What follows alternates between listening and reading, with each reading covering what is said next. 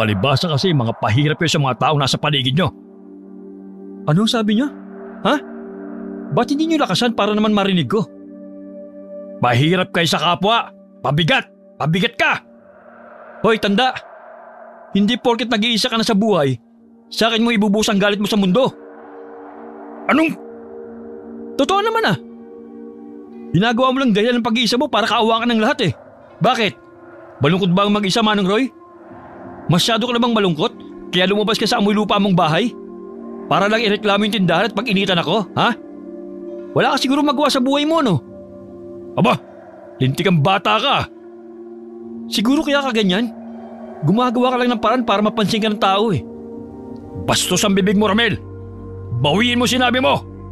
At kung hindi, anong gagawin mo? Irereklamo kita sa barangay. Malakas na sigaw ng matanda ang umalingaw-ngaw sa paligid. Kaya doon napunta ang atensyon ko at ng aking kapatid. Napatingin kami sa may tapat ng palengke kung saan namin nakita ang dalawang lalaki na mukhang nagkakainitan na. Kausap nito ang isang binata na sa tingin namin kalilipat lamang sa lugar na yon dahil sa mga kahon na nasa tapat ng tindahan. Hindi ko nga lamang makita ang itsura ng binata dahil nakatalikod siya sa direksyon ko. Sige, magreklamo ka, tanda. Tutal, ikaw lang naman ang magiging katatawanan sa huli. Dahil karniyan ito at normal lang kung magiging malansa ang amoy ng paligid. Wala akong pake. Sige, palibhasa hindi mo naamoy ang paligid mo. Ang baho, masangsang at nakakasuka. Karni pa bang laman ng tindahan na yan para maging ganyan ang amoy? Nakakapinsala ka na, oy. Batanda, kung napipinsala ka, mas napipinsala mo ako. Tumingin ka nga sa paligid, matandang hukluban. Ang mga katulad ko may pag-asa pa sa buhay. Samantalang ikaw, mamamatay kang ganyan. Masama ang ugali, matalas ang dila at nag-iisa. Abat, hintayin mo lang ako, bata. Paalisin kita rito sa lalong madaling panahon. Nagpapatawa ka ba? Inilakad ko pa sa munisipyo ang mga papilang tindahan ko para lang makapagtinda rito sa lugar nyo. Kaya hindi nyo ko basta-basta na lang mapapalis.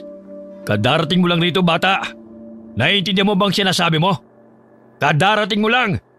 Ako, matagal na ako rito nakatira. Kaya kahit inilakad mo pa ang sandamakmang mong mga papeles sa bayan, kaya pa rin kitang patalsikin dito sa lugar namin. Masyado naman kayong bilib sa sarili nyo. Mabuti pa, tignan na lang ho natin kung sino ang biglang tatalsik dito. Ganun? Nagulat kami ni Ed nang bigla na lamang pumasok si Manong Roy sa loob ng tindahan ng lalaki at pinagbabato ang lahat ng gamit nito sa labas. Marami ang nasira roon, pero hindi ito pinigil ng may-ari. Pinanood lamang ang matanda na patuloy na manggulo sa kanyang tindahan. Hala, tulungan kaya natin yung lalaki. Kawawa naman, no?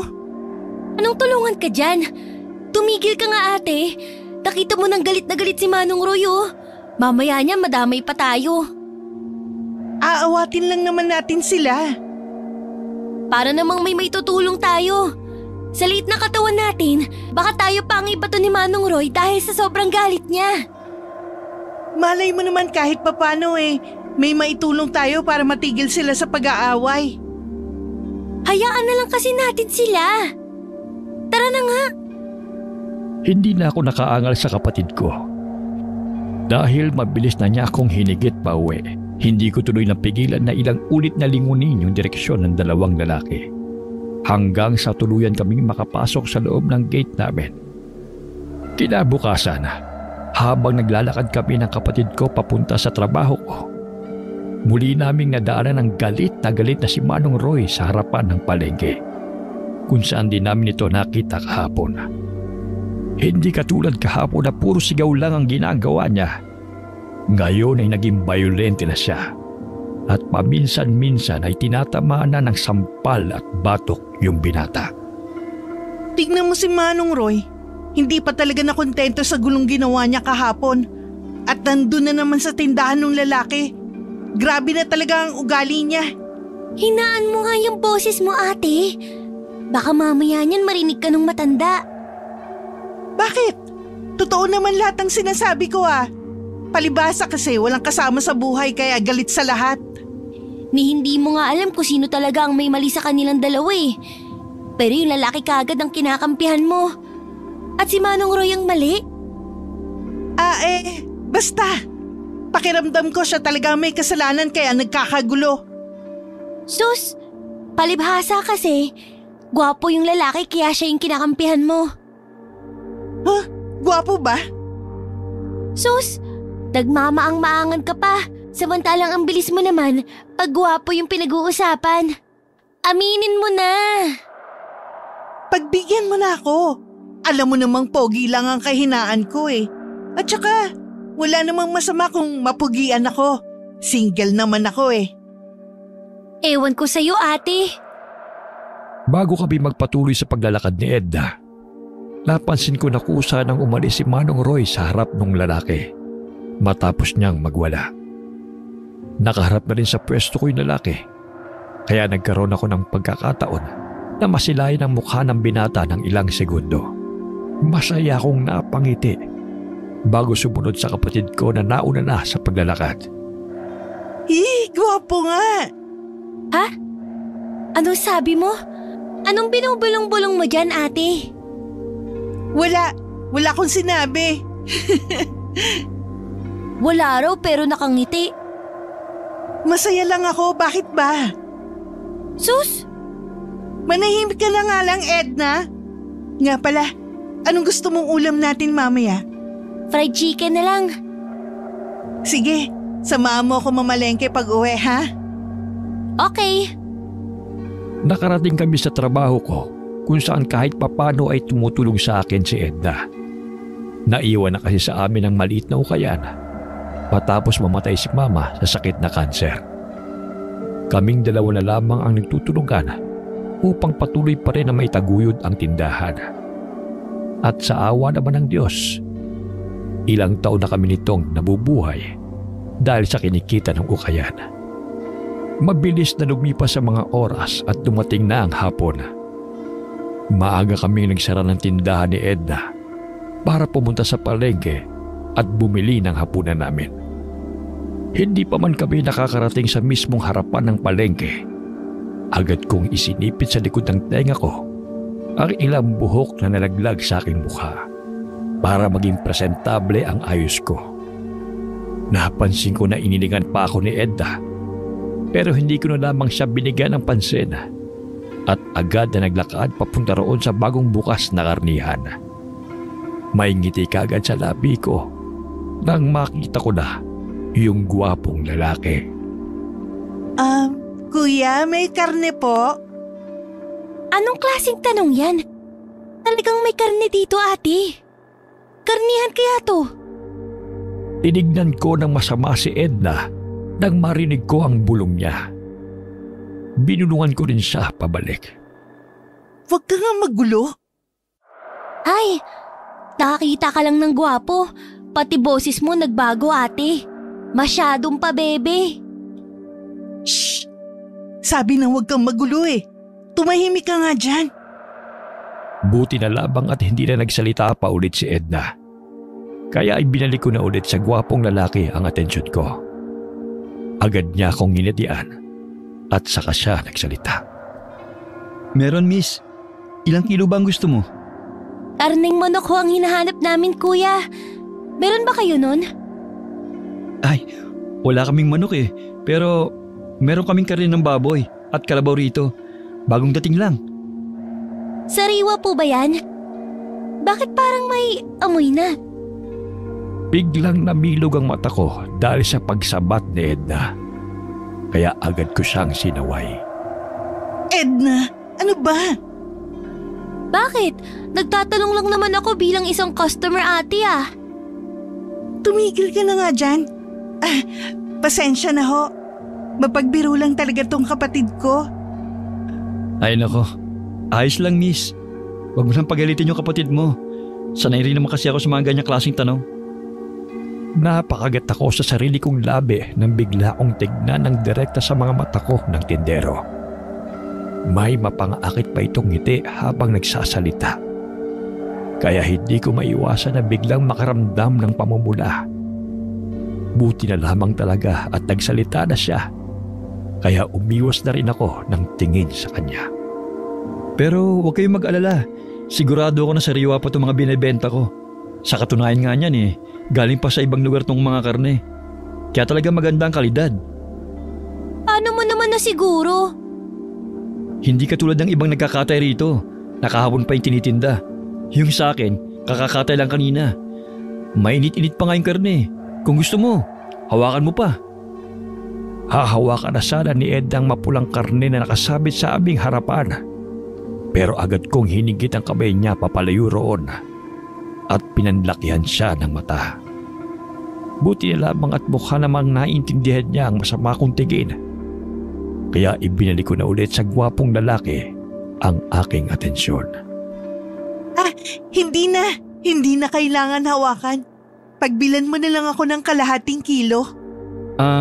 Yung malaman na parte ba o yung buto-buto, miss? Yung malaman. Sige, sandali lang ha. Habang inaasikaso niya ang binili kong karne, hindi ko maiwasan na kausapin siya. Interesado kasi ako na makilala siya ng paunti-unti.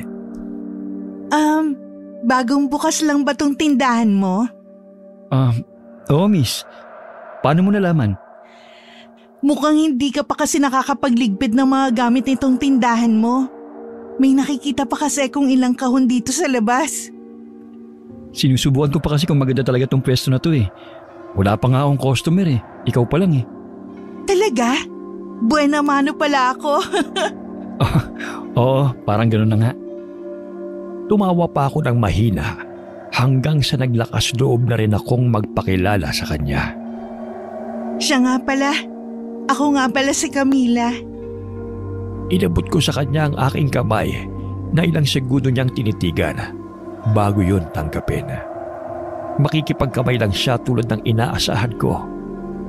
Pero nagulat na lamang ako nang bigla niyang iangat sa ere ang aking kamay papunta sa tapat ng kanyang mukha at marahan niyong dinampian ng isang halik. Ako si Romel. Masaya akong makilala ka, Camila. Ako rin. Pabilis kong binawi sa kanya ang aking kamay at agad yung itinago sa likod. Ramdam ko ang pamumula ng pisngi ko. Kinikilig pa ako ng mga sandaling iyon. Pero nakita ko ang nandidiring mukha ng kapatid ko. Naiinis man ako pero hindi ko na lamang siya pinansin. At pilit na ibinalik na lamang ang atensyon ko kay Romel. Nagulat ba kita sa ginawa ko?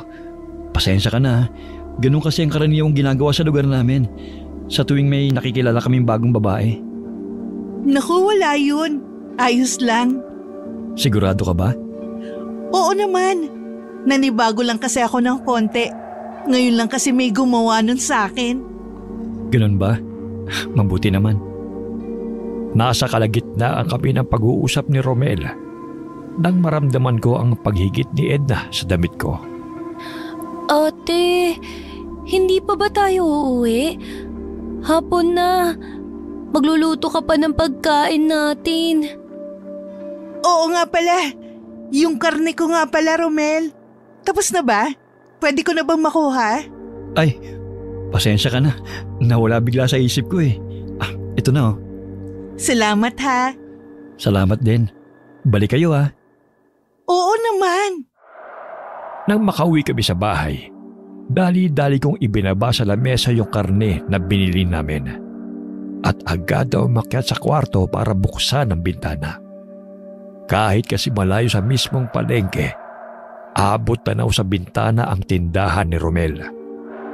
Maliit man ang figura na makikita kong titignan, pero hindi yung naging hadlang sa akin.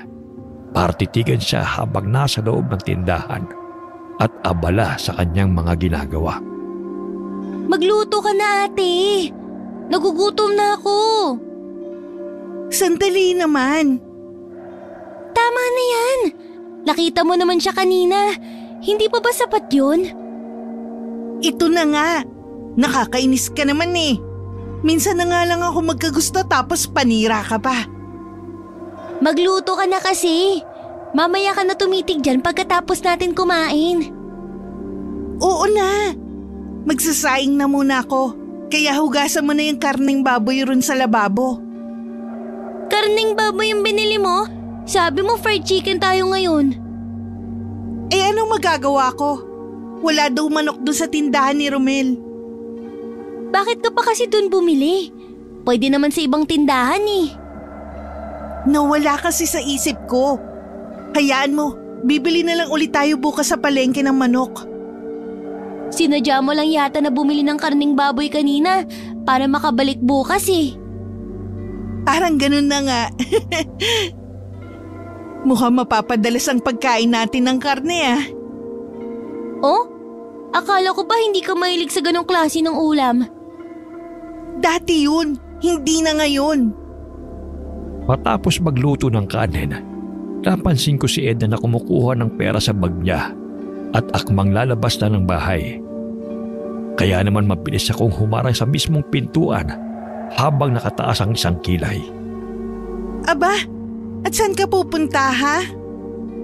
Bibili lang ako ng ulam dun sa labas. Parang hindi ko trip yung ulam natin ngayon eh. Alam mo naman na hindi rin ako mahilig sa karning baboy. Ang arte mo talaga. Sige na, pumunta ka na. Bilisan mo ha, bumalik ka kaagad. Opo. Pagbalik ni Edna ay dala niya na ang isang takal ng ginataang langka na kanyang nabili sa labas.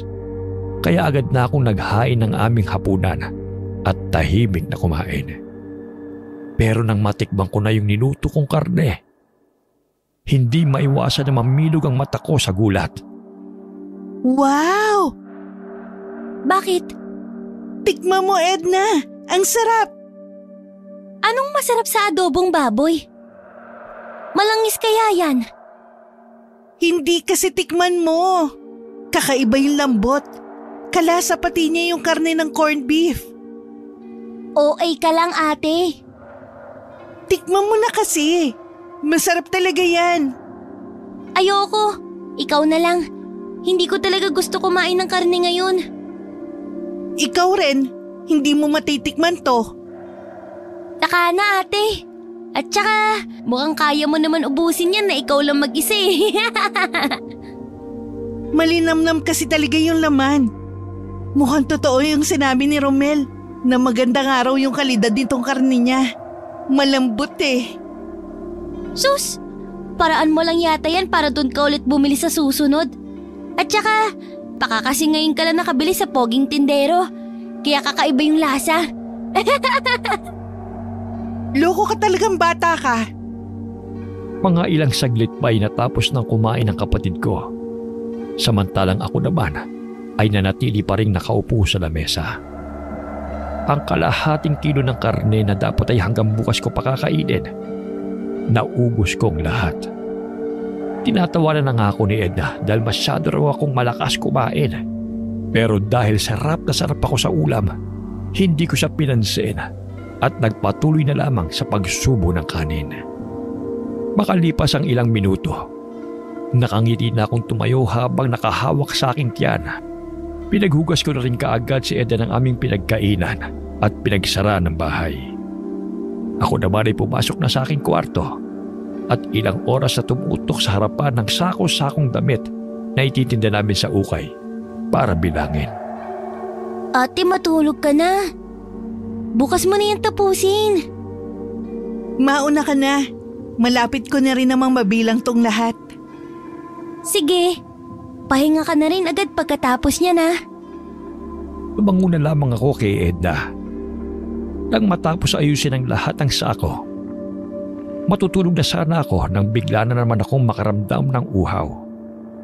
Kaya bago pumunta sa direksyon ng kaba, lumabas muna ako ng silid ko at nagpunta sa kusina para kumuha ng tubig.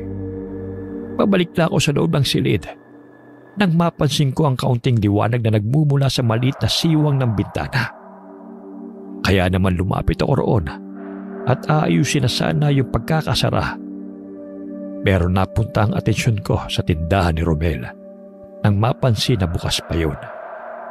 Marahan kong sinilip ang labas at inaninag kung ano ang ginagawa niya.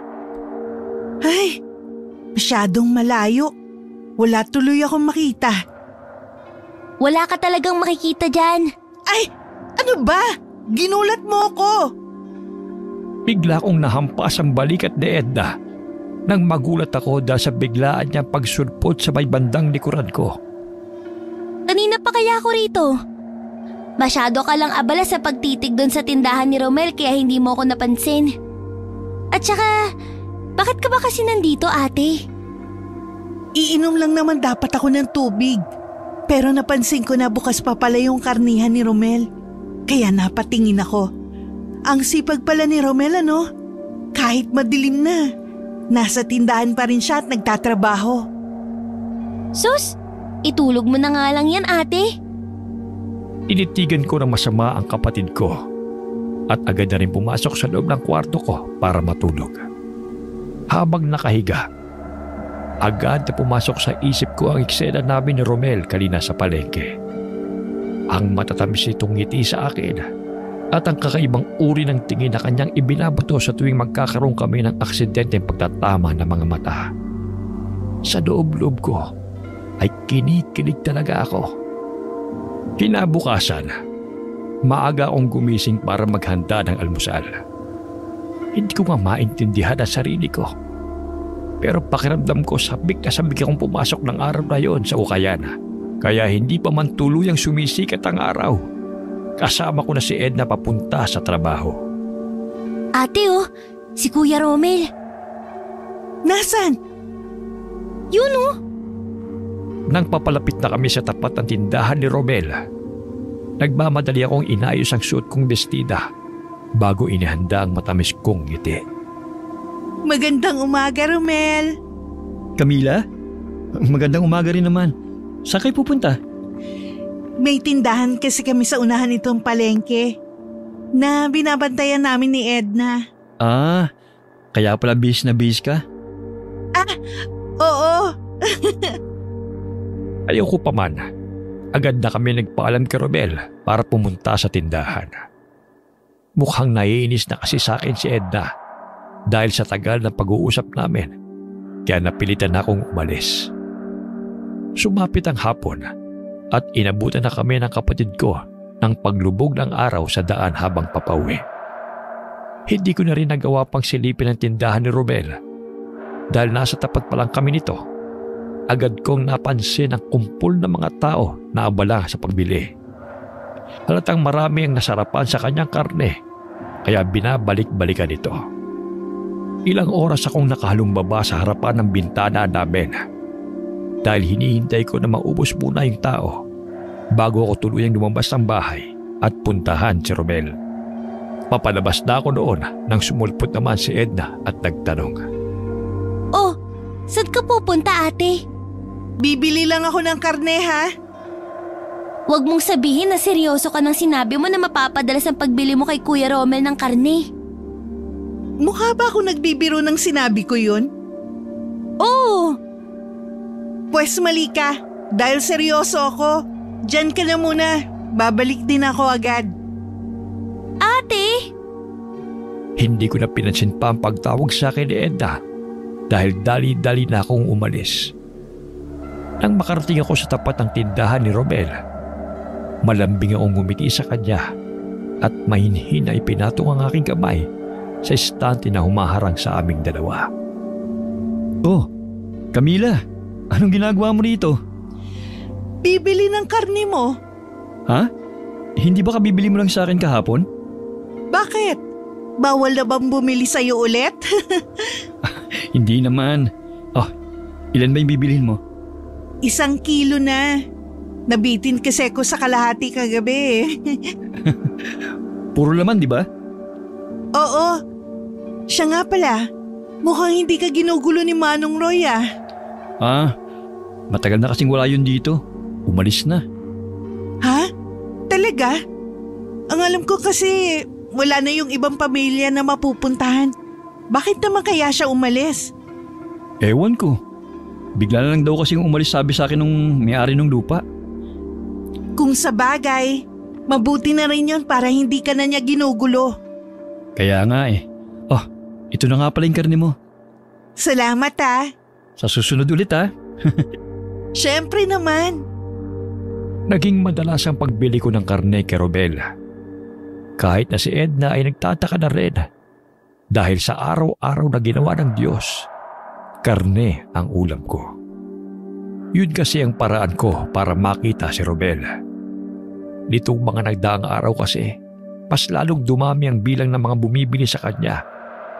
Kaya palagi itong abala at hindi man lang ako makausap ng matagal. Hindi ko tuloy maiwasan na makaramdam ng pagkasabik na makita at makausap siya. Tumigil lamang ang pagbumuni-muni ko nang sumulpot sa tabi ko si Edna. Nabalitaan mo na, ate? Ang tungkol naman saan? Ang dami na raw nawawala rito sa lugar natin dahil sa kidnapping ah. Sino naman na may sabi? Ewan, narinig ko lang dun sa usapan ng dalawang babae na bumili ng damit sa akin kahapon. Ang balita ko nga, pati raw si Manong Roy nakuha na. Paano makukuha si Manong Roy? Umalis na raw yun dito sa lugar natin. Paano ka naman nakasiguro na umalis nga si Manong Roy at hindi nawawala? Kasi si Romel na mismo ang nagsabi sa akin. Kapitbahay niya yung matanda, hindi ba? Kaya paniguradong totoo yung sinabi niya. Imposible yun. Wala namang ibang pupuntahan si Manong Roy eh. Hindi ba't sabi mo, nag-iisa na lang siya sa buhay? Oo, pero basta. Umalis na lang daw bigla yung matanda nang wala man lang pasabi. Yun ang sabi ni Romel. Nakakapagtaka naman yun. Parang nung nakaraan lang, palagi natin silang nakikita magkaaway sa tapat ng palengke. Tapos ngayon, bigla na lang daw umalis? Nang walang paalam? Hindi kaya nakuha na rin siya? Aba, malay ko. Isipin mo kasi ate, paano kung nakuha nga siya? Pero dahil wala nang kasama sa buhay, walang naghanap kay Manong Roy. Umalis nga raw. Hindi nga siya nakuha. At saka, halata namang fake news yung mga balitang nasasagap mo sa labas. Sino naman ang magkaka-interes na kunin si Manong Roy? Laging galit yun sa mundo. Huwag ka kasing masyadong magpaniwala sa chismis. Marites na yung itsura mo, oh. Ay. Naging normal naman ang lahat ng mga nangyayari sa amin paglipas ng ilang araw. Pero hindi naman nagtagal. May napansing kakaiba sa akin ang kapatid kong si Edna. Ayos ka lang ba talaga, ate? Bakit parang namumutla ka yata? Nagugutom ako? Oh? Bakit hindi ka kumain? May sobra pa naman ako sinaing at ulam dun sa kusina. Ayoko nun. Ano bang gusto mo? Parang gusto ko ng karne malapit doon sa bukana ng palengke. Doon sa tindahan ni Kuya Romel? Oo, yun nga. Kakakain mo lang ng karne kaninang umaga. Karne na naman ang gusto mo? Kumain ka naman ng gulay. Naglilihi yata ako, Edna. Nakuha mo pa talagang magbiro, ate. Ang payat mo na kaya. Parang biglang bumagsak ang timbang mo nitong mga nakaraang linggo. Ang nakakapagtaka, bakit ka mamamayit ng ganyan samantalang ang lakas mo laging kumain ng karne ni Kuya Romel? Baka naninibago ka lang sa mga kinakain ko. Huwag ka nga masyadong mag-alala sa akin. Mabuti pa, huwag mo na lang intindihin yung mga iniisip mo. At ibili mo na lang ako ng karne ron kay Romel para makapagluto na ako. Gutom na talaga ako eh. Sige na nga, akin na yung pera. Pagdating ni Edna, agad kong inagaw ang plastic ng karne sa kanyang kamay at mabilis na nagtungo sa kusina para ihanda yon. Nagmaluto yung karne. Agad akong naupo sa lamesa at basta na lang itinaktak sa pinggan ang umuusok na kanin at ulam. Napansin ko pa nga ang kapatid ko na nakatitig sa akin mula sa pinto ng kusina bago nahihiling na lumapit at naupo sa mismong harapan ko. Nahihirapan man ako magsalita dahil puno ng pagkain ang bibig ko. Niyaya ko pa rin siyang sumabay sa akin na kumain. Pero umiling lamang siya at muling tumitig sa akin. Gustuhin ko man siyang sawayin na huwag akong panoorin. Hindi ko na nagawa dahil sa matinding gutom na nararamdaman ko ng mga oras na yon. Pakiramdam ko parang hindi ako nakakain ng ilang araw. Kahit na kumain naman kami, kani-kanina lamang. Nagmatapos akong kumain, ay bumalik na ang sigla ng katawan ko. Hay, salamat! Nakakain din ng marami-rami. Busog na ulit ako. Ang weird mo na talaga, ate. OA mo ha? Gutom lang yung tao, hindi ako weird. Sige, sinabi mo eh. Nga pala, hinahanap ka sa akin ni Kuya Romel kanina nung bumili ako. Ha? Ano namang sinabi mo? Sabi ko, bilisan niya magkilo ng karne dahil nagugutom ka na. Ano? Bakit mo naman sinabi yun sa kanya? Nakakahiya. Huwag kang mag-alala. Tumawa lang naman siya sa sinabi ko. Pinasobrahan niya nga rin yung kilo ng karne para sa'yo eh. Talaga? Oo nga, ang kulit. Ay, kinikilig ako. Sinimangutan lamang ako ni Edna at saka umalis na sa harapan ko. Hindi ko na lamang siya pinansin dahil kilig na kilig pa rin ako sa nalaman ko. Sumapit ang gabi at malalim na ang tulog ng kapatid ko. Pero nasa sala pa rin ako at nagbibilang ng mga ukay na dadalhin namin bukas sa tindahan.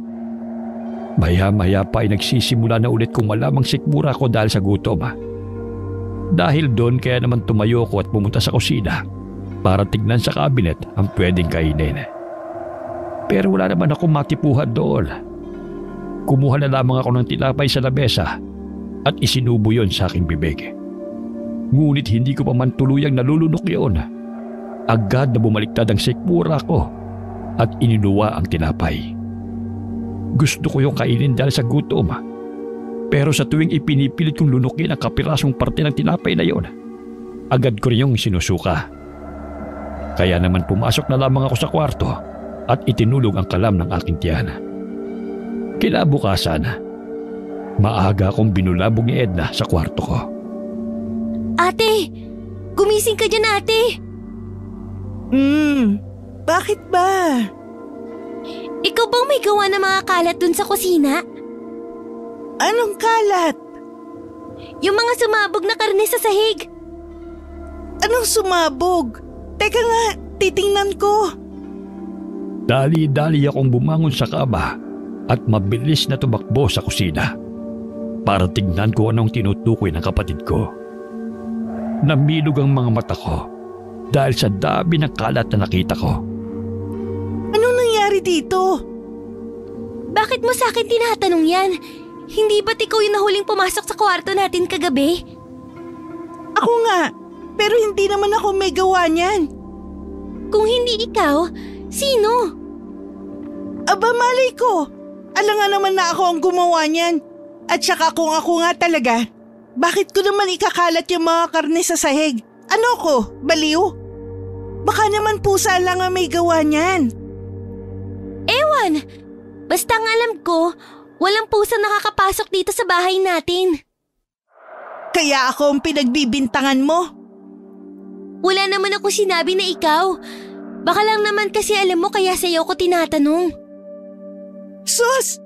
Kung ganon, bakit ako agad ang tinanong mo? Ibig sabihin, ako nga ang pinagbibintangan mo? Ha? Tayo lang namang dalawang nakatira dito. Kaya syempre, kung hindi ako ang may gawa nito, sa'yo ko talaga itatanong. Hey, ang dami mong sinasabi.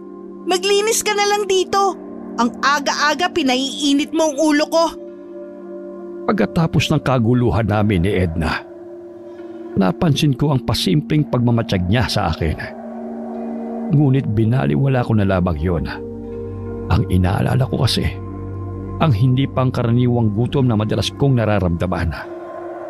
Kung dati natutulog ko pa ang gutom ko, ngayon ay hindi ko na magawang makatulog dahil sa matinding pagkalham ng sikmura ko. Dumaan pa ang isang gabi, may naramdaman na naman akong kakaiba sa aking katawan. Hindi ko na alam kung anong nangyayari sa akin. Pero pakiramdam ko, nasa loob ako ng isang panaginip. At sa panaginip na yon, nasa harapan daw ako ng ref. at may masarap na kinakain sa loob noon.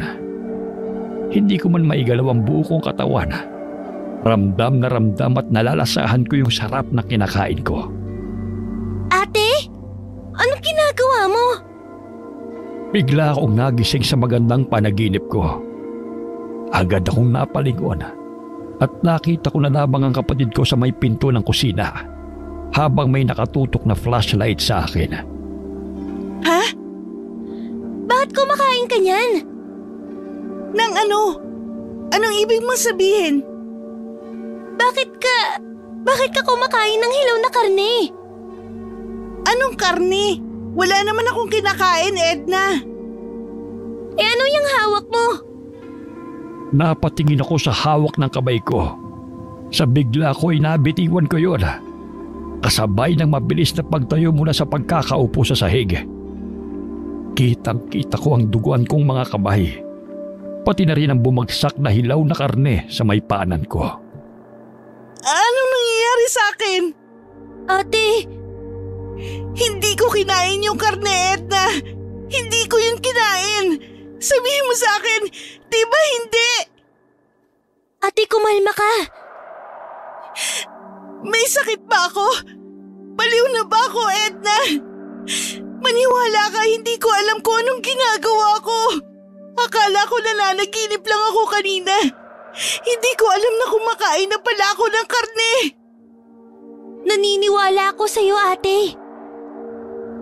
Edna, tulungan mo ako. Tulungan mo ako, hindi ako to. Ate, tingnan mo ako. Tumingin ka sa mga mata ko.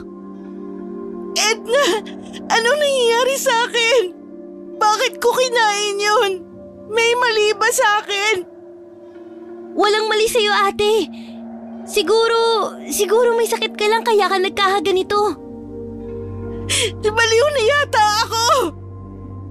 Tuluyan akong napahiga sa sahig kung saan kagad akong dinaluhan ng kapatid ko para pakalmahin. Hindi ko na kasi kinakaya ang lahat ng nangyayari. Pakiramdam ko, para akong malalagutan ng hininga dahil sa sobrang pagwawala. Hindi ko na rin maintindihan ang sarili ko. Pakiramdam ko ay may kung anong bagay sa loob ko na oras-oras na nagpapagutom sa akin. Sabik na sabik ako sa karne na dati ay hindi naman. Aminin ko man o hindi, natatakot na ako sa sarili ko. Makalipas ang ilang oras, tuluyan akong kumalma kaya dahan-dahan akong pinaupo ni Edna sa upuan at pinunasan ng ilang dugo na kumalat sa mukha ko. Naghari ang matinding katahimikan sa aming dalawa hanggang sa may pumasok na ideya sa aking utak. Matagal ko munang tinignan si Edna bago ko napagdesisyonan na sabihin sa kanya ang nasa isip ko. Yung karne! Ha? Anong karne? Yung karne ni Romel ang may gawa nito sa akin. Sigurado ako. Ate, hindi ka pwedeng basta na lang magbintang. Maniwala ka sa akin, Edna. Nagsimula ang lahat ng to matapos akong kumain ng karne. Kaya pala, Anong kaya pala? napansin ko kasi na may kakaiba talaga sa'yo nitong mga nagdaang linggo. Dahil pala yun sa karne. Kailangan ko malaman kung anong nangyayari sa akin. Agad akong tumayo at mabilis na lumabas ng bahay. Alanganin man ang oras at walang sapin sa paa, tinakbo ko ang daan papunta sa tindahan ni Romela, kung saan ko siya naabutang nakatayo sa harapan ng kanyang tindahan at para bang may hinihintay. Oh, Camila! Ang aga mo naman yata pumunta para bumili ng karne. Anong ginawa mo sa akin, Romel? Bakit ako nagkakaganito? Masarap ba yung karne, Camila? Ha? Hayop ka! Hayop! Ibalik mo ako sa dati!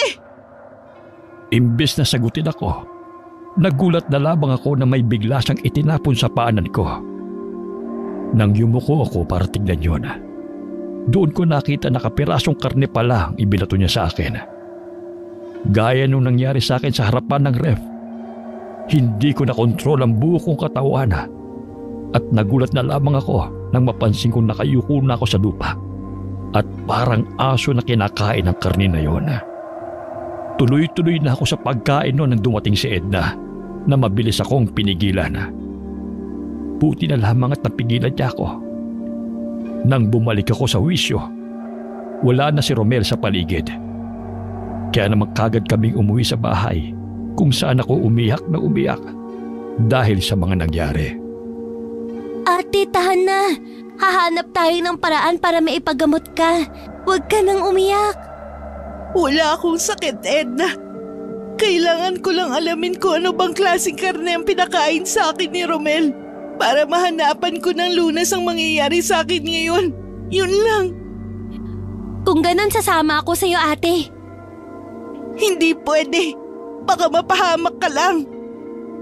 Sasama ako sa'yo sa ayaw at sa gusto mo. Bahala na kung mapahamak din ako sa mga mangyayari. Pero hindi kita hahayaan na magkaganyan na lang habang buhay. Edna. Kaya huwag ka nang umiyak, ate. Gagawa tayo ng paraan, okay? Sige, hanap tayo ng paraan. Kinabukasan, maghapon kaming hindi nagbukas ng tindahan at nagkulong na lamang sa loob ng bahay. Pati si Ed ay hindi na rin lumabas para lamang samahan ako at bantayan. Sa bawat segundo na lumipas, tila ba nanunuyo na ang aking lalamunan dahil sa gutom. Kahit anong pilit ko rin na kumain ng ibang ulam, ayaw yung tanggapin ang aking sikmura. Para bang nasanay na ang panlasa ko sa karne. Kinailangan din akong itali ni Edna sa upuan upang maiwasan ang pabigla-bigla kong pagwawala para lamang makatakas at makakain ng hilaw na karne sa kusina. Ang balak namin na pagmamanman kay Romel ay hindi natuloy matapos lumubog ang araw. Edna! Kumuha ka pa ng panibagong tali. Bilisan mo! Ito na, ate. Higpitan mo! Bilis! Kung nahirapan kami na kontrole ng pananabik ko na kumain ng hilaw na karne, agad kaming ng problema nang tuluyan ng sumapit ang dilim. Mas lalo kong nagwala.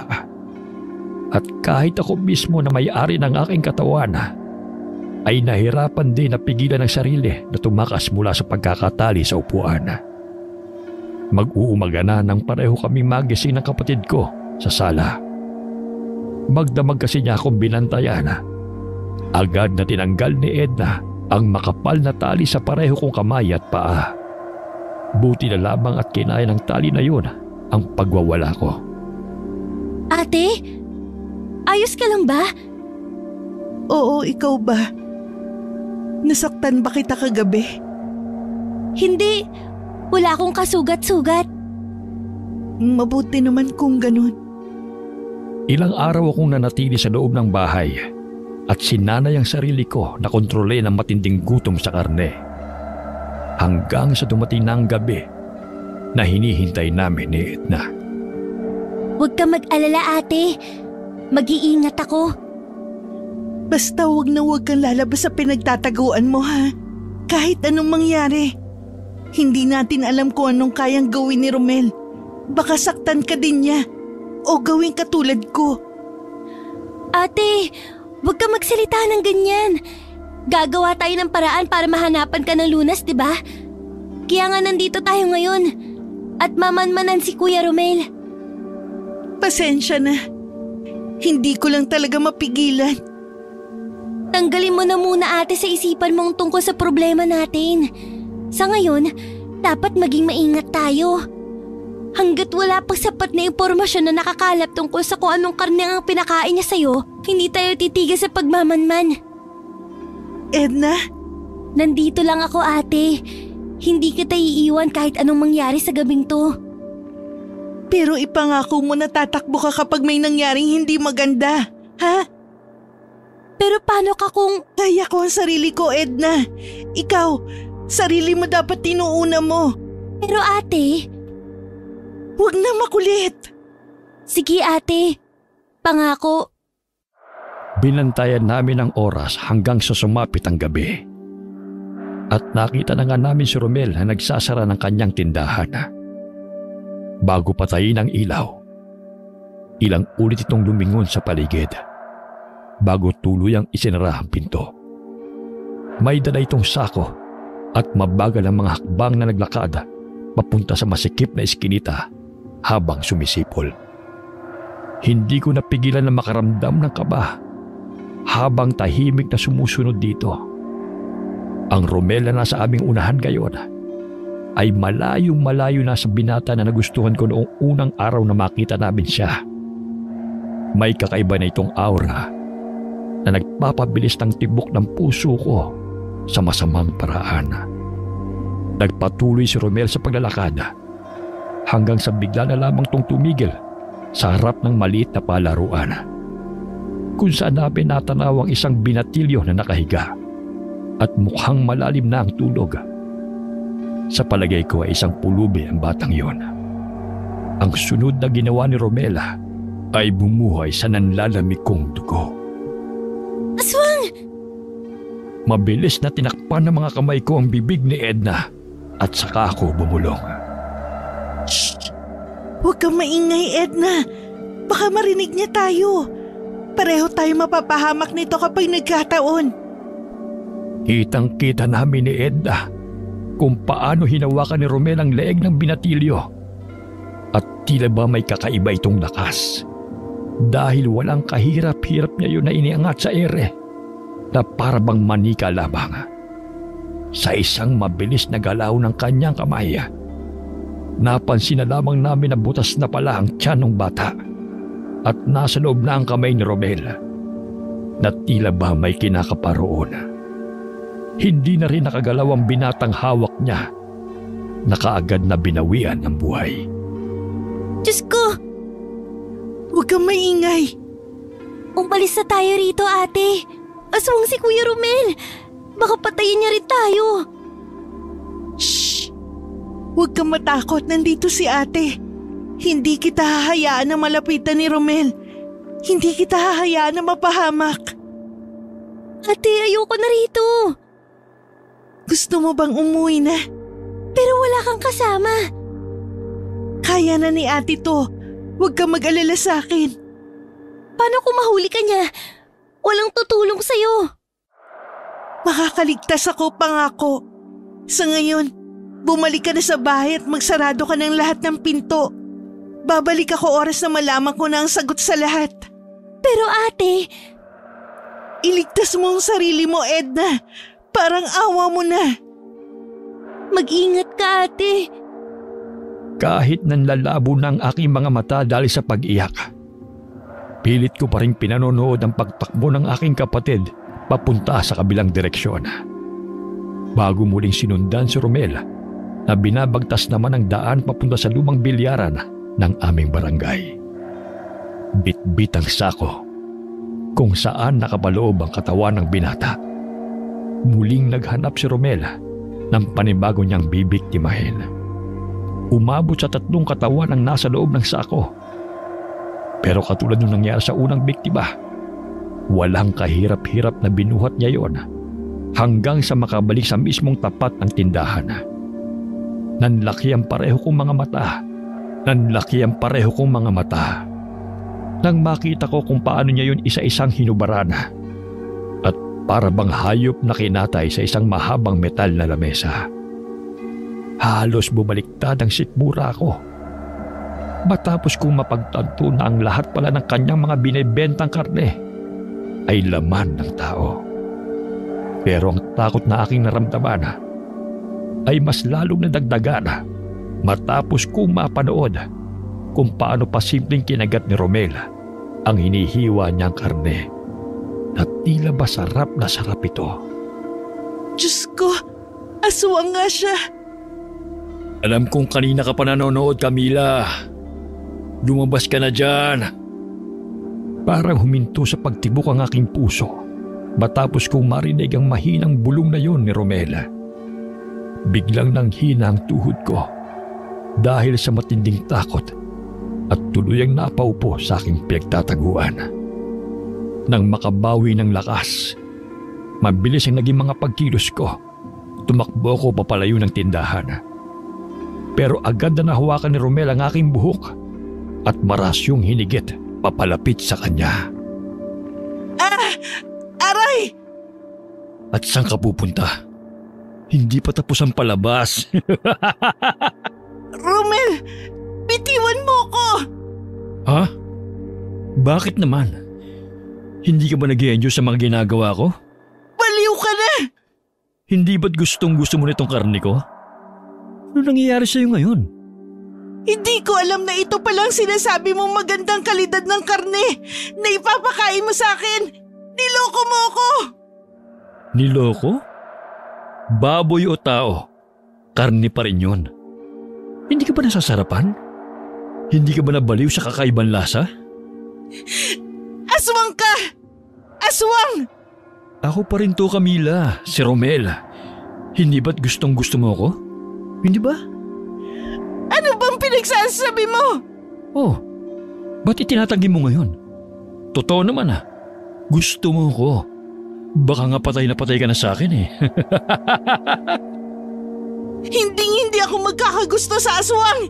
Hindi! Alam ko. Kaya nga ginawa kitang katulad ko eh, di ba? Ha? Anong ibig mo sabihin?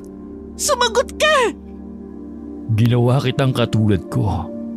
At ilang linggo na lang ang hihintayin ko bago ka tuluyang maging isang ganap na aswang na magsisilbi sa akin habang buhay.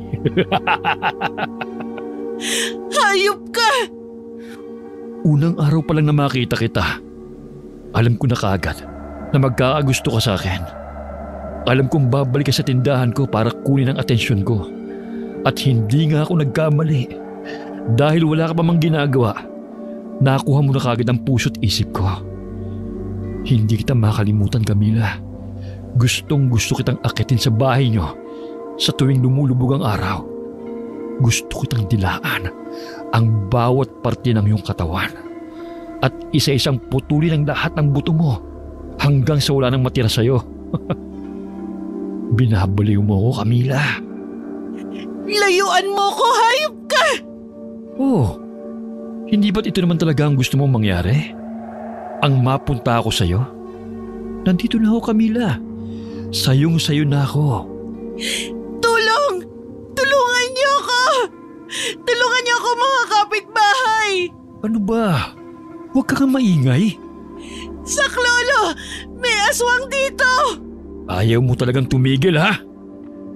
Inaladkad ako ni Romel papunta sa isang madilim na kwarto sa tindahan at malakas niya akong itinulak sa sahig. Hindi ko alam kung anong kinukuha ni Romel dahil sa sobrang dilim ng paligid. Nakarinig na lamang ako ng mga kalansing ng kadena mula sa kanyang direksyon. Hanggang sa maramdaman ko ang malamig na bagay na dumikit sa kaliwang pa ako. Tulong! Parang awa niyo na! Tulungan niyo ako!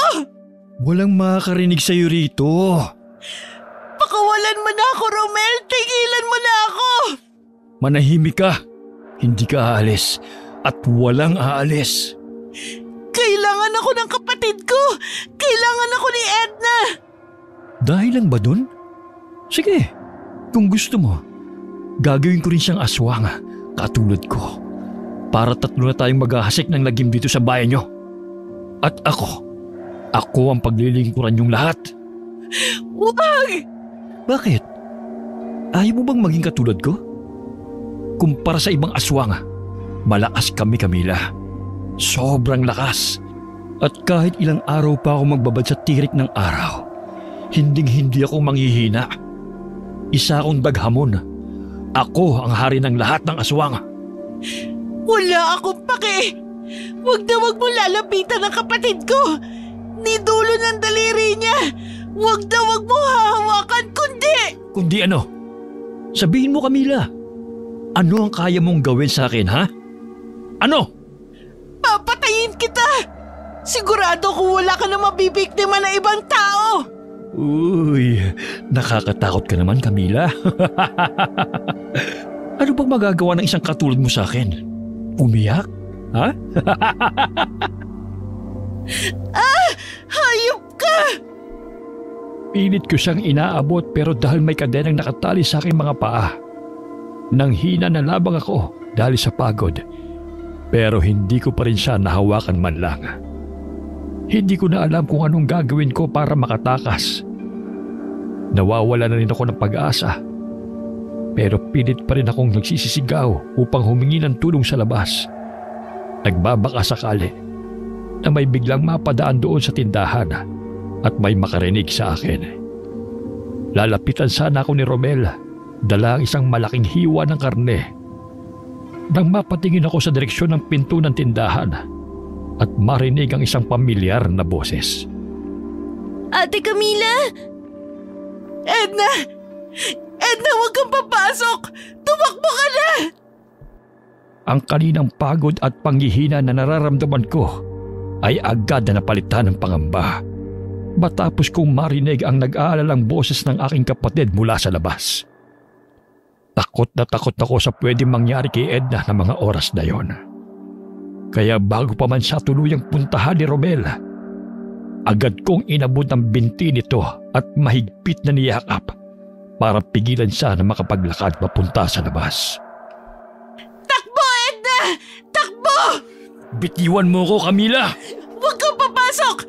Parang awa mo na! Iligtas mo ang sarili mo, Edna! Sabi ng bitiwan mo ko eh! Malakas akong sinipa ni Romel, kaya tumilapon ako sa dingding at humampas ang ulo ko sa semento. Tumutulo man ang dugo sa noo ko. Patuloy pa rin akong sumisigaw para balaan ang kapatid ko. Bago tuluyang magdilim ang aking paningin, narinig ko ang malakas na pagsigaw ni Edna sa labas hanggang sa tuluyan na akong mawalan ng ulirat. Hindi ko na alam kung ilang oras akong nawala ng malay. Pero nagising na lamang ako na parang may sumisipa sa katawan ko. Nang imulat ko ang aking mga mata, bumungad sa aking harapan si Romel na nakatayo at may kakaibang ngiti sa labi. Bigla tuloy pumasok sa isipan ko ang huling nangyari bago ko nawalan ng malay. Mabuti naman't nagising ka na. Nasaan si Edna? Sinong Edna? Ha? Anong ginawa mo sa kapatid ko? Ilabas mo siya! Ah, yung batang babae? Saglit lang ha? Saglit na umalis si Romel, pero agad din naman itong bumalik. Habang higit-higit ang isang malaking styrofoam papunta sa harapan ko. Ang kakaibang ngiti niya kanina ay mas lalong lumapad, na nagpadagdag sa takot na pumupuno sa buong sistema ko. Hindi pa man niya tuluyang natatanggal ang takip ng lalagyan. Napaluhod na ako sa malamig na semento.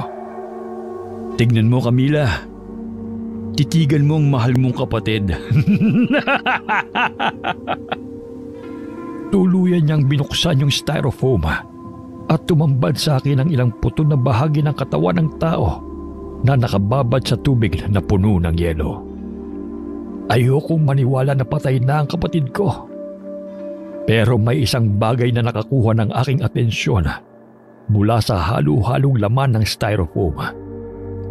Kapirasong damit yun ni Edna na suot lamang niya kanina. Ayop ka, Romel!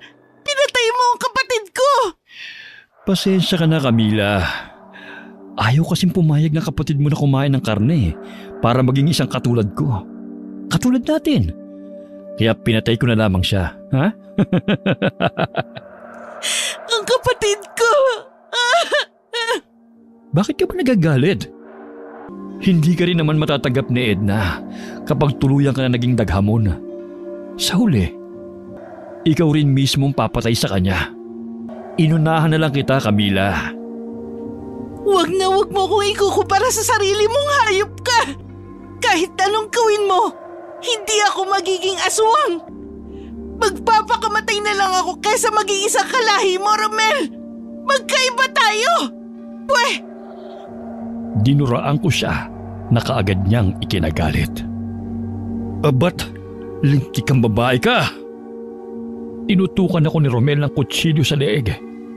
Pero imbis na matakot, mapanghamon ko siyang tinitigan sa mata at hinintay na tuluyang itarak yun sa aking leeg.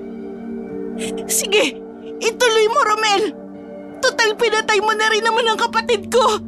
Kaya wala na akong dahilan para mabuhay pa. Hindi ako natatakot sa'yo. Talagang papatayin na kita! Nang mga sandaling yon, dahan-dahan ko nang ipinikit ang aking mga mata at tuluyang tinanggap ang aking kapalaran. Natatakot ba na? Pigil ang hininga na hinayaan kong tumulo ang lahat ng luha sa aking mga mata habang hinihintay ang susunod na gagawin ni Romel. Ilang minutong tumahimik ang buong paligid. Hanggang sa unti-unti ko nang maramdaman ang matulis na kutsilyo sa leeg ko na dahan-dahang tumutusok sa aking balat. Naramdaman ko ang mainit na likido na tumutulo sa parting yun pababa sa aking dibdib, kasabay ng isang mahapding pakiramdam. Parang awa mo na. Patayin mo na lang ako. Sayang ka. Gusto pa naman kitang gawing asawa. Naging mabilis ang lahat ng pangyayari nang maramdaman ko na tuloy na sanang isasaksak ni Romel ang kutsilyo sa aking leeg. Nagulat na lamang ako nang biglang may boses na nagsalita, dahilan ng mabilis na paglipat ni Romel sa may likuran ko at mas idiin ang pagkakatutok ng patalim sa akin. Layuan mo siya! Pumasok ang dalawang matandang lalaki sa loob ng kusina, kung saan kaagad kong nakilala ang isa sa kanila, si Manong Roy. Manong Roy? Bilib na talaga ako sa tibay mo, tanda. Buhay ka pa rin pala hanggang ngayon? Kung alam ko lang nababalik ka pa, edi sana hindi kita hinayaan na makatakas nung araw na yon. Pinatay na sana kita kagad. Kung merong mang mamamatay sa inyong dalawa, ikaw yon. Aba, nagdala ka pa talaga ng kaibigan. Sino naman to? Bitiwan mo si Camila! Anong gagawin mo, tanda? Tatakbo ka na naman, ha? Manahimik ka, Romel, kung ayaw mong masaktan. Nagbibiro ka ba? Ako? Masasaktan mo? Imposible. Nakalimutan mo na ba kung paano ka nagmakaawa nung araw na pinuntahan kita sa bahay mo? O baka naman hindi mo na nga talaga maalala dahil sa katandaan mo, ha? Manahimik ka! Mukhang nakalimutan mo na nga. Buti na lang nandito ako para ipaalala yun sa'yo. Sabi mo noon, parang awa mo na, Romel. Hayaan mo na ako mabuhay. Hindi na kita guguluhin. Basta't palayain mo na lang ako. Pero, bakit nandito ka ngayon? Isa kang halimaw! Kung hindi ako, sinong pipigil sa'yo mula sa patuloy na pagbibiktima mo sa mga walang kalaban-laban na tao? Wala! Kung inaakala mo na kaya mo kong pigilan, Wes, nagkakamali ka. Hinukay mo lang ang sarili mong libingan sa pagpunta mo rito. Panoorin mo, tanda. Panoorin mo kung paano ko patayin ang babaeng to sa harapan mo. Idiniin ni Romel ang patalim sa aking leeg. Dahilan para ako'y mapapikit dahil sa matinding kirot. Hindi ko na rin maintindihan ang sumunod na nangyari dahil nagulat na lamang ako nang marinig ang napakalakas na sigaw ni Romel. Baka sa boses niya ang matinding sakit na naging oportunidad ko para makalayo at mapatakbo papunta sa salungat na direksyon ng kwarto na kayang maabot ng kadena na nakatali sa akin. Maaring aswang ka nga. Isang daghamon na may pambihirang lakas kahit sa umaga. Pero hindi kagaya ng ibang daghamon. Mahina ka pa. Mahina? Tignan natin kung sino ang mahina. Nakita namin kung paano unti-unting nagbago ang anyo ni Romel. Ang kanyang gwapong mukha ay napalitan ng makapal at kulubot na balat. Nasira rin ang kanyang damit dahil sa biglang paglobo ng katawan nito. Ang kanyang magandang mga mata ay bigla na lamang lumiit dahil natabunan ng balat na nakalawlaw sa kanyang mukha. At lumabas ang matatalas ng ngipin nito. Kung titignan ito mula sa malayo, hindi mapapansin ang kanyang pagbabago dahil mukha lamang niya ang napalitan ng kahindik-hindik na itsura. Akala ko nung una, susugod ito papunta kay Manong Roy. Pero laking gulat ko nang bigla niya akong lingunin at marahas na hinigit ang kadena na nakatali sa aking paa.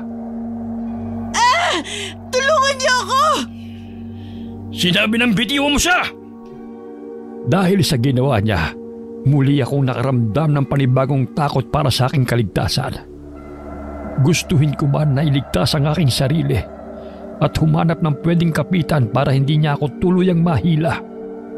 Wala akong bagay na maabot dahil sa iksi ng kadenang nakakapit sa aking binti. Pinilit kong labanan ang paghila sa akin sa paggapang sa basang sahig. Tumagaktak ang pawi sa aking noo at nangangatal ang aking kalamnan. Patuloy akong humihingi ng tulong habang nagmamakaawa akong nakatingin kina Manong Roy. Bitiwan mo yung dalaga, Romel! Kung ayaw mong masaktan ka na naman! Tulungan ninyo ako! Nagmamakaawa ako! Iligtas niyo ako sa kamay ni Romel! Francis! Gumawa ka ng paraan!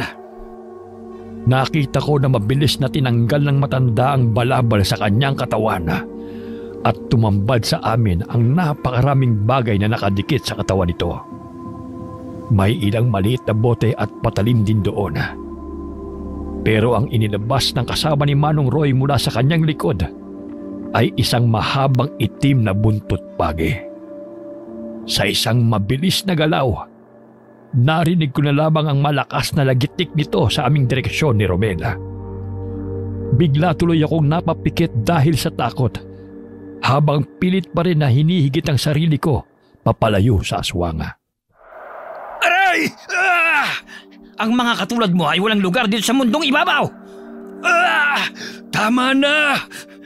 Ang mga aswang na masyado mapagmataas at gumagawa ng masama sa mga tao ay nararapat na ibaba! Aray! Ayoko na! Hindi ka dapat naghahasik ng lagim sa mga taong wala namang ginagawang masama sa'yo! Patuloy na inahampas ni Manong Francis Robel na ngayon ay napaupo na sa sahig habang isinasangga ang mga kamay nito sa kanyang ulo. Sa bawat paghampas ng matanda ng buntot pagi sa kanya, animo parang nagbabagang latigo yun na lumalatay sa kanyang katawan.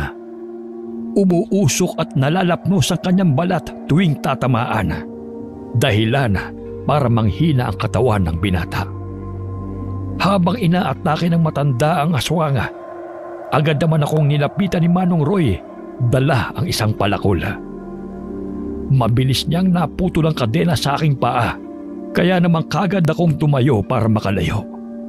Ngunit naabot ni Romel ang aking paa at mahigpit yung kinapitan. Bitiwan mo ako! Bitiwan mo ako! Wala kang ibang mapupuntahan kundi sa akin, Camila. Sa akin lang! Ano ba, Romel? Tumigil ka na! Kung mamamatay ako, hindi ako papayag na ako lang. Isasama kita sa hukay! Akala ko'y kakagatin niya ako. Pero nanlaki ang pareho kong mga mata nang bigla niya akong hinigit papunta sa kanyang bisig at niyakap. Naramdaman ko na lamang na may tumama sa akin. Isang sobrang init na bagay sa aking kaliwang pisngi na nagdulot ng isang napakasakit na pakiramdam. Aray! Ang sakit! Francis! Tumigil ka! Ginawa akong panangga ni Romel at tumama sa aking katawan at mukha ang 3 haplit na pinakawalan ng matanda na dapat ay para sa kanya. Pilit na inaagaw ni Manong Roy ang hawak nitong buntot pagi. Pero nagmatigas ang matanda at paulit-ulit pa rin akong hinampas. Tama na! Aray! Sinabing tumigil ka na, ano ba, Francis? Aswang na din siya, Roy. Hindi mo ba nakikita? Umuusok sa kanya ang bawat hampas ko. Hindi tumatalab sa tao to. Hindi siya aswang. Alam ko nakita mo kung anong nakita ko. Huwag mo nang ipagtanggol ang babaeng yan. Tama siya, Manong Roy. Aswang din si Camila. Manahimik ka! Lintik ka! Narinig mo? Aswang din ang babaeng yan. Tama ang hula ko. Tama ka naman talaga, tanda. Kung gusto mo nga, pwede mo pa yang ihampas ulit kay Camila para magkaalaman na talaga kung ano ba ang totoo. Itinaas ng matanda ang hawak niyang buntot pagi at akmang ihahampas muli sa akin. Pero tuluyang naagaw yun ni Manong Roy at itinago sa kanyang likod. Roy, ano ba? Magsalita ka, Camila. Totoo bang sinabi niya? Katulad ka rin ba ni Romel? Manong Roy, Hindi ko natuloy ang bala kong sabihin dahil bigla akong naramdaman ng isang matulis na bagay sa aking tagiliran. Narinig ko rin ang mahinang pagbabanta sa akin ni Romel patungkol sa posible kong maging sagot. gusto mo akong magsinungaling? Ayaw mo naman sigurong mamatay, hindi ba? Camila! Sumagot ka!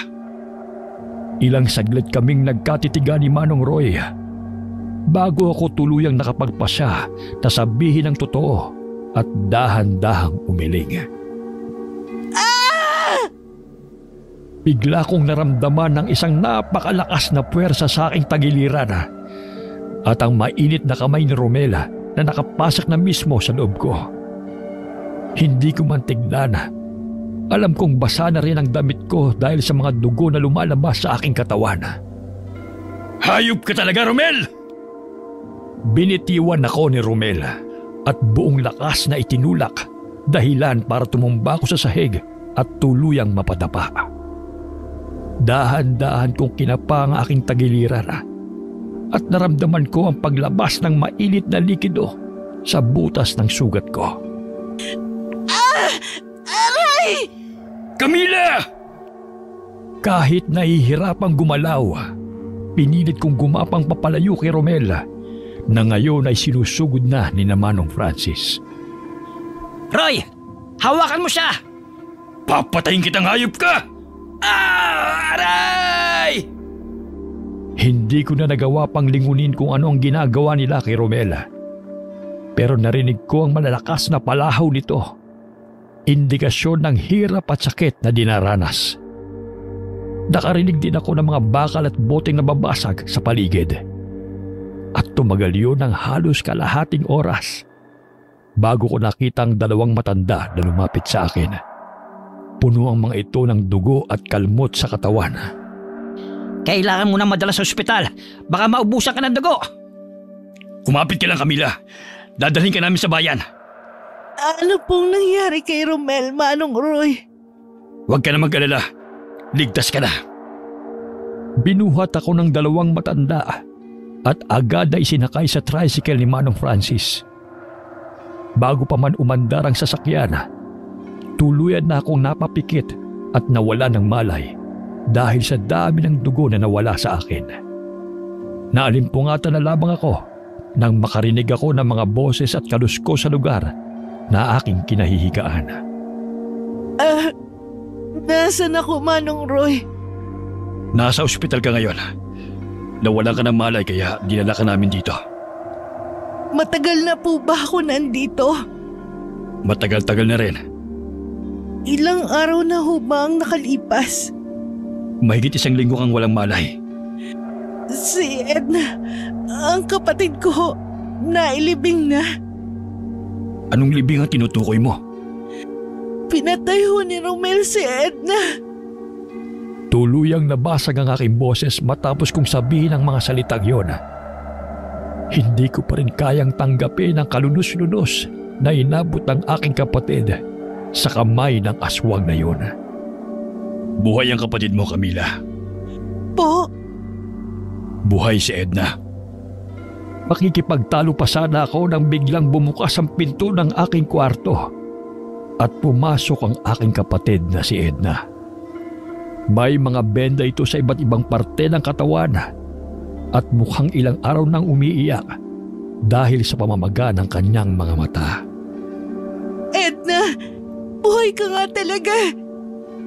Ate Camila! Salamat sa Diyos, buhay ka. Akala ko pinatay ka ni Romel.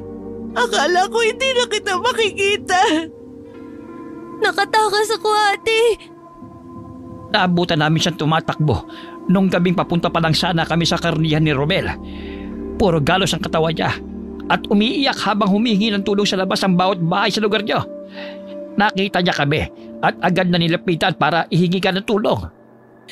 Salamat po, Maraming salamat po. Nalaman ko mula sa aking kapatid na tumakas si Romel at tumakbo papunta sa gubat matapos malaman ng mga kabarangay namin ang tungkol sa tunay niyang pagkatao. Ang sabi rin ni Manong Roy, mahina na ito at posibleng mamatay na rin makalipas lang ang ilang araw dahil sa mga sugat na kanyang natamo nung gabing yun. Wala na raw itong kakayanan pa na makapinsala ng tao dahil sa ginawang pag-atake sa kanya ni Manong Francis. Kaya naman nakahinga na kami ng maluwag. Lumipas ang ilang araw at tuluyan na akong nakalabas ng ospital. Sa buong pananatili ko roon, hindi ako iniwan ng dalawang matanda. Napansin ko rin ang kakaibang tingin na ibinabato sa akin ni Manong Francis. Kaya naman hindi na ako nakapagpigil pa na magtanong nang makahanap ako ng pagkakataon habang dalawa lamang kami sa kwarto. May problema po ba sa akin? Aswang ka. Pero hindi po talaga ako aswang, Manong Francis. May kung anong pinakain lang ho sa akin si Romel dun sa mga karne. Kaya naging ganito ako. Bala kanyang gawing aswang. May pag-asa pa po ba akong gumaling? May posibilidad pa po ba na matanggal ang kung anumang pagkain na ibinigay sa akin ni Romel? Magsasagawa ko ng orasyon para sa'yo. Masakit pero epektibo. Yun lang din ang nakikita kong paraan para mailigtas ka. Gawin niyo po ang lahat. Gumaling lang ako. Makakaasa ka. Maraming salamat po, Manong Francis. Hindi na nagpatumpik-tumpik pa ang matanda at agad niyang sinimulan ng orasyon pagkatapos naming makauwi sa bahay. Gamit ang ilang palanggana, bato at langis, itinali ako ni Manong Francis sa isang upuan at pinahiran ng langis sa noo. Kahit na anong mangyari, tiisin mo ang sakit at huwag na huwag kang gagalaw. Saka lang pwedeng gumalaw pag naramdaman mo na parang may kung anong gumagapang sa iyong lalamunan palabas. Naiintindihan mo? Opo. Huwag ka matatakot. Kung may mangyari man na wala sa plano, nandito na kami. Pinanood ko kung paano isa-isang binuhay ni Manong Francis ang mga kandila na nakapalibot sa akin. Habang may binubulong ng mga katagaang matanda sa sarili na hindi ko maintindihan. Tumagal yun ng mga ilang minuto hanggang sa biglang nanlaki ang aking mga mata dahil sa kakaibang pakiramdam sa loob ng tiyan ko. Tila ba may kung anong bagay na gumagalaw roon na kinalaunan na palitan ng kirot. Pakiramdam ko parang may apoy sa loob ng tiyan ko na parang sinusunog ang aking mga laman loob. Aray ko! Ang init! Anong nangyayari sa ate ko? Huwag kang mag-alala. Ayos lang ang ate Camila mo. Ang sakit! Tiisin mo, Camila. Kaya mo yan. Aray! Tama na po! Tiisin mo pa, Camila. Hindi pwedeng tumigil si Francis. Kailangan niya matapos ang ritual. Masakit na po! Kaya mo yan, ate. Konting tiis na lang. Sa bawat paglakas ng boses ni Manong Francis, dumadagdag din ang sakit na aking nararamdaman. Halos maiyak na rin ako sa matinding kirot. Pero pinigilan ko na igalaw ang kahit anong parte ng aking katawan dahil sa bilin na rin ng matanda. Mahigpit ang kapit ko sa upuan at tumutulo na rin ang mga butil ng pawis sa aking noo. Pero hindi ko pa rin nararamdaman ang tinutukoy ni Manong Francis na gagalaw sa aking sikmura paakyat sa lalamunan. Ilang minuto na rin siguro akong nakaupo sa gitna ng mga nakaikot sa aking mga kandila. Halos mamilipit na ako sa sakit dahil sa nararamdaman ko ng mga oras na yon. Anong nararamdaman mong kakaiba, Camila? Masakit to! Sobrang sakit! Kaya mo pa ba? Kaya ko pa po! Mabuti. Dahil mas lalong sasakit pa yan paglipas ng ilang oras. Gaya ng sabi niya, Hindi nagtagal ay sumakit ngayon. Triple sa sakit na naramdaman ko nung una. Halos mapaihina ako dahil sa kirot. Basang-basa na ako ng pawis at nagdurugo na rin ang aking labi dahil sa pagkakagat ko. Hindi ko na po kaya. Suko ka na kagad? Bakit? Gusto mo ba maging ganap na aswang? Dahil sa katagang binitiwan niya, agad akong natauhan at mabilis na umiling. Hindi ko man alam kung tatagal pa ako dahil sa matinding sakit na aking nararamdaman ng mga oras na yon. Pero hindi ako papayag na maging isang aswang na katulad ni Romel. Mas hinigpitan ko pa ang paghawak sa upuan at doon ibinuhos lahat ng kirot at hapdi na aking nadarama. Hanggang sa maramdaman ko na nga ang tinutukoy ni Manong Francis tungkol sa kakaibang bagay na gumagalaw sa aking sikmura. Ito na po! Nararamdaman mo na? Lalabas na po! Sige, pwede ka nang gumalaw. Walang pag-aalinlangan na yumuko ako sa pagitan ng aking mga hita. At doon isinuka ang lahat ng bagay na umakit sa aking lalamunan. Lumabas ang tila putik at karne. May ilan rin akong napansin na mga insekto na kasama ng itim na mga bagay sa aking suka. Dahilan para bumaliktad ang aking sikmura at mas lalo pa akong maduwal. Ate! Pwede nyo na siyang kalagan. Saglit lang po, Manong Francis. Ano yon, Camila? Magaling na po ba ako? Oo, magaling ka na. Makalipas ang ilang buwan, ay bumalik kami sa normal naming pamumuhay. Sa tulong ni Manong Francis, tuluyan na nga akong gumaling. Matagal na ring sarado ang maliit na pwesto sa harapan ng palengke, kung saan nagbebenta noon ang aswang na si Romel. Matapos kasi ang lahat ng nangyari, kumalat sa buong bayan ang kwento. May mga naniwala at marami rin ang hindi. Pero ang peklat na naiwan sa aking pisngi, ang natitirang katibayan na totoo ang lahat ng iyon. Hanggang ngayon, sa tuwing dumaraan kami papunta sa tindahan, hindi ko pa rin maiwasang mapatingin sa lugar kung saan muntik na akong mapahamak. Bukod sa sariwa pa sa akin ang lahat, alam kong mahihirapan akong makalimutan yon. Mag-iingat kayo palagi. Lalo ka na, Camila. Opo. Salamat po ng marami, Manong Francis. Walang anuman. Siya nga pala. Isuot mo ito. Anting-anting yan na maglalayo sa'yo at sa kapatid mo mula sa mga kulam at aswang. Maraming salamat po dito. O siya, mauna na ako sa inyo. Kailangan ko nang bumalik sa aming lugar. Palagi po kayo mag-iingat, Manong. Utang ko po ang buhay namin ng kapatid ko sa inyo. Hindi ko ho kayo makakalimutan. Wala yun, Iha. Masaya ako na magaling ka na at ligtas kasama ni Edna. Kumaway ako sa kanya at tinanawang sinasakyan itong tricycle hanggang sa tuluyan na yung mawala sa aking paningin. Tara na, ate! Umuwi na tayo! Sige. Matapos umalis ni Manong Francis, naging malapit kami kay Manong Roy. Ang dating suplado at galit sa tao ay masayahin na at palabati na ngayon. Dahil pareho kaming walang kasama na sa buhay, naging takbuhan namin si Manong Roy na naging dahilan para mas makilala namin siya. Kunin mo na to, Camila. Kayo na ang kumain. Total, wala namang ibang kakain niya sa bahay. Nakakaya naman po. Bakit ka naman mahihiya? Pamilya na tayo. Kaya kung ano man ang sobra sa akin, ibibigay ko sa inyo magkapatid. Kaya tanggapin mo na. Talaga ho, Manong? Sa amin na to? Oo, Edna. Bakit? Ayaw mo ba? Ha? Gusto ho namin ni ate.